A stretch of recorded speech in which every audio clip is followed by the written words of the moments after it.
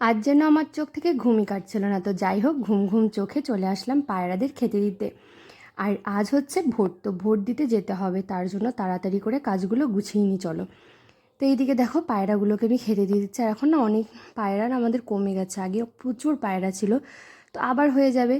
এদিকে মার ভাইয়া ভোট দিতে চলে গেছে, আর আমি একটু পরেই না রিয়ানকে স্নান করাবো। তোর অবস্থা দেখো, নতুন নতুন হাঁটা শিখেছে, তো এখন কিছুতেই না কোলে থাকতে চায় না, শুধু হেঁটে বেড়াবে। আর ওর হাতের কাছে যেগুলি পাবে তাই নিয়েই ছুটবে, বিশেষ করে লাঠি তো ওর খুবই ফেভারিট।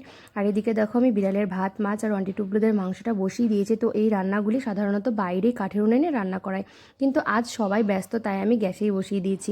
আরিয়ানকে দিকে স্নান করিয়ে খাওয়ানো হয়ে গেছে।